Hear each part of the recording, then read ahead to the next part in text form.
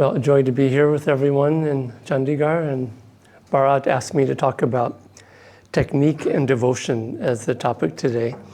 And in a way, this is central to what Yoganandaji brought, because in many different religions and spiritual paths, it's one or the other. And there are yogis who have a lot of techniques, and in the West, there's this sort of self-help movement where you lift yourself up by your own bootstraps, as they say, which is impossible when you think about it. And it is. But the thought is that it's only through our own effort that we rise up, willpower. And the other side is just devotion without techniques, without tools. And Yogananda brought both as a combination together. The way he put it, he said, you must talk to God through technique and devotion. And that's such an unusual way of saying it. You must talk to God through technique and devotion. And when he taught technique, really technique is just a tool to help us do something. And the techniques that he taught are part and parcel of devotion. God is in the technique, and we can talk to God through technique and devotion, combination of those two together. That's the path of Kriya Yoga. But it's also just the path to God for anyone who's following a spiritual path. Krishna in the Bhagavad Gita, in chapter 12, he says, similarly, aspiring yogis, he said, will find God when they have, quote, their minds concentrated on me by yoga practice and their heart's feelings uplifted to me in devotion. Concentration, yoga practice, and devotion. And there's not a separation between the two in the end. I did a satsang last week, I think it was, and a couple of weeks ago, and someone asked the question when doing Kriya, when you start feeling devotion, the Kriya technique, when you start feeling devotion, does the technique get in the back seat and take a back seat? And the answer is no, not really, because they're not separate in a way.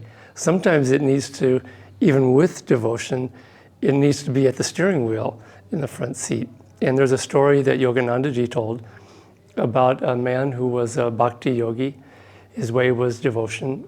And Yoganandaji was always trying to get him to learn Kriya Yoga because he knew it would really help this man take the final steps. And he'd been a bhakti yogi for decades, from my understanding. And Master was always trying to convince him. And finally, Master told him, he said, you're like someone who's in a room and there's a door and a key here, which is these tools, these techniques, and you're ignoring them. You're ignoring the key and the door as the way out. And finally he convinced the man, and he received Kriya initiation from Yoganandaji. And within 2 weeks, he had a vision of God for the first time in his whole life. He'd been practicing devotion his whole life, and he hadn't had that experience until he added technique to it. And technique we think of as just a mental kind of a thing. But the technique are practices and tools that really can help us focus and direct feeling. And so the techniques that Yogananda taught are done with feeling, with intuition, with intuitive awareness, with devotion. And what they do is that they direct and focus that feeling energy in a way that really empowers it. It's like, I was thinking of a welder with a blowtorch. You know, the gas is in the cylinder, and there's a hose coming off, and then the welding arc blowtorch, it has a very focused nozzle where the flame is being pushed out of it, and it turns into a flame that can melt steel even, and melt all kinds of metal. And it takes that focus. If you didn't have that, it would just be an inert can of gas. Or if you just took the can of gas and tried to light it on fire, it would just blow up. It wouldn't be focused, and it wouldn't be calmed and stilled the way that techniques also calm that feeling energy. And so the way that techniques work with devotion is that they turn the feeling energy of the heart. They're not the ups and downs. We think of the song that we were singing, the joys and the affirmation that we did today. That joy is the ups and downs. I'll be happy when I have this, and you get this, and yeah, you're happy for a while, and you feel a little bit of counterfeit joy in a way. And then it goes away, and then you start seeking the next thing. Or the downside of life comes. There's always ups and downs. And the downside comes, and you suffer, you feel pain. Oh, my body used to be so healthy, and now it's falling apart, and I don't like this. And it's just an up and down of life. And that's the emotional waves, the waves of feeling that Patanjali talked about in his Yoga Sutras. And the way out is working with that feeling energy, but directing it, calming it with technique. And that emotional energy, when devotion is strong, without directing it and without focusing it, it can just become emotion. Swami Kriyananda tells a story of meeting someone on the streets, I think it was of San Francisco, when he was teaching yoga in the 1960s at that time. And there were some people who were chanting God's name, following a path of just chanting.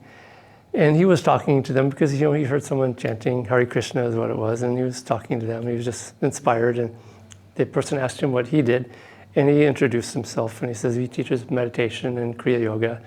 And this person all of a sudden became very rigid and dogmatic. He said, "You can't meditate in this age." Swami says, "Why not? I practice meditation, my guru taught it, and it's wonderful, you should try it." "You can't meditate in this age." And he was so dogmatic about it. And finally he said that in the Gita, Krishna says, when you meditate, to meditate sitting on kusha grass. And the guy said, "There's no kusha grass. Where's the kusha grass? There's no kusha grass here. You can't meditate in this age." And he was so strong about it. And he wouldn't let go. And Swamiji just finally said, "Okay, thank you, God bless you." But Swamiji said that when people who just chant without calming that feeling, because chanting awakens that feeling, it really inflames it and gets it going, and it's a really good thing. So, we do a lot of chanting, but we also practice meditation, devotion and technique and inwardness. And Swamiji said that when people just chant, they start to become very emotional, and they don't have control over their emotions. And this is that one or the other side of it. The other side, people who just do technique, and I've seen this.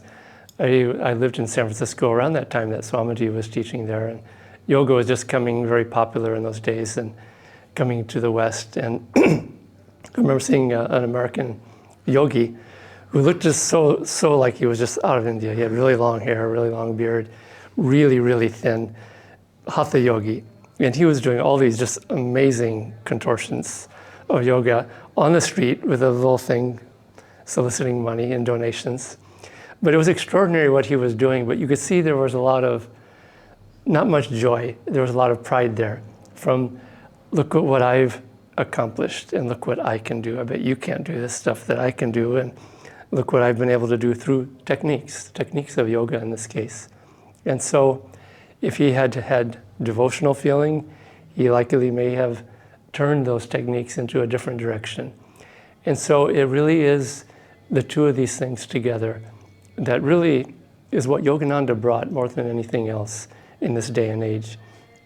He also said that in this age of Dwapara Yuga, this age of energy, where people are more intelligent and aware and sort of a more scientific mind, that they want and even need scientific techniques of yoga and meditation, like Kriya Yoga, which is why one of the reasons why Kriya Yoga is here in this age.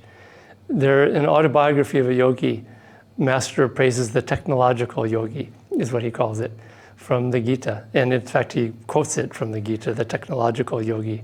And what is technology? We think of technology as laptops and tablets and phones. The real definition of technology is a tool that helps us to do something more easily. So even early technology was a shovel that helped us dig holes in the ground. Other technologies is a hammer and a nail. That's technology. It's a tool to help build a house or to build something. Computers, they're a tool to help us get in a lot of trouble or do things that are good, write a book or something like that.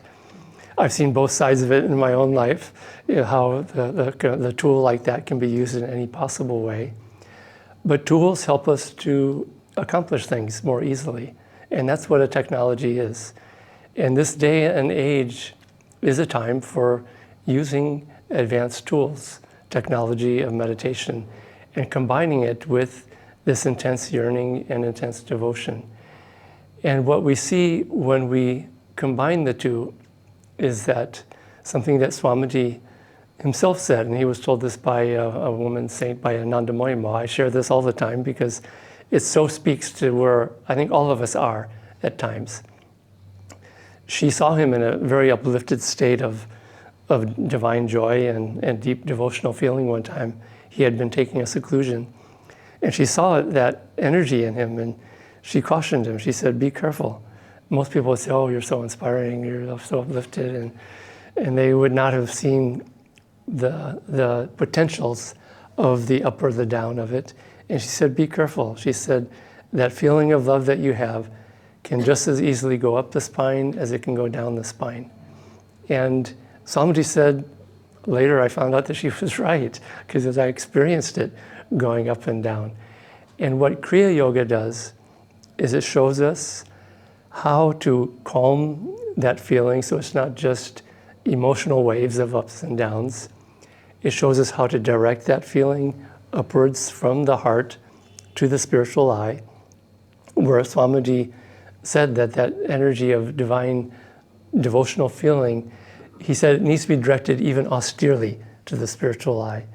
And what happens is when we do that, is that devotional feeling, that yearning, that self-offering in the end, it brings our entire being up and offers it into the light of God, not just the light of our own flame of straw fire, devotion and emotion, as Yogananda called it.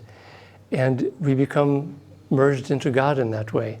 In fact, Yogananda said something very interesting. He said, it's better to seek God for God's bliss rather than for love. It's better to seek God for bliss rather than for love. And the reason he said is that love can become too personal and start to go into this human aspect of feeling. Interestingly, the way he talked about bliss, it was almost like bliss is the impersonal love of God. It's a subtle thing, and when you have a feeling of deep divine joy or deep love for God, if you tune into it, you see that it's the same sort of spark or the same fire expressing itself in just two slightly different ways. One is I and thou, and there's this human feeling of I. The I is still there in any sense of devotion and love. So the I is still there to some degree, and it's a wonderful feeling. Yogananda actually said once that saints of devotion who have this deep, divine romance, as he called it, romantic relationship with God, they can spend a few lifetimes just enjoying that romance with God. But then he said, after a few lifetimes, they say, oh, yeah, this has its limitations too. And then they merge into God as divine bliss. And in a way, bliss, I think, could almost be seen as a more impersonal aspect of that divine love. And we think of impersonal as cold and unfeeling, but God is impersonal. Divine Mother, the people who have a more sentimental relationship, which is all of us to some extent with Divine Mother, they just see this softness and this kindness and this sweetness, and oh, she loves me so much. She likes my blue eyes and my hair, and she loves me personally, but her love is equal to all, naughty or good, evil or good. That love is equally there. And that's the impersonal divine love, which is extraordinarily powerful and equally shared with all. And so technique and devotion helps us to do that. In the end, what we do, Yogananda said that Kriya is the real inner fire ceremony. Literally, Mahashaya may have said that. But Yogananda put it a different way, which I always found very interesting, which is, this is an autobiography of a yogi. He says, the yogi offers his labyrinthine human longings to a monotheistic bonfire dedicated to the unparalleled God. This is indeed the true yogic fire ceremony, in which all past and present desires are fuel consumed by love divine. So what he's saying is that with technique, with self-offering, with devotion, all of our longings, all of our desires, good or bad. That's the thing. People think, oh, I'm not worthy to receive Kriya Yoga because I have, all these funky stuff and wishes and desires and that thought, oh God, I hope Master didn't see that thought. And he sees it all, and he knows that he's been through all that, and he knows everything that we're going through and what we're thinking. And it's a little bit jarring to realize that at a certain point. Swami Kriyananda one time talking to the Guru, to Yoganandaji, where Master said about someone who had been at a distance, like hundreds of miles away, and had a thought. He described that thought and that desire that person had. And Swamiji was like, oh my God, he was blown away by it, and said, you can think, you can tune into people's thoughts like that, and your disciples. And Master said, I know every thought that you think. And Swamiji was like, wow. But it's also extraordinarily liberating, because even though he knows every thought that we think, he's still here kind of picking us up by the scruff of the neck and trying to lift us up. In spite of all that, he knows it all, and he's still there to help us. He knows us better than we know ourselves, honestly. And so that's the power of offering ourselves and holding nothing back in meditation, in devotion, in self-offering, even in Kriya Yoga. Here's an example for those who have Kriya technique. But Kriya Yoga works, and those who don't, I can describe a little bit of how it works.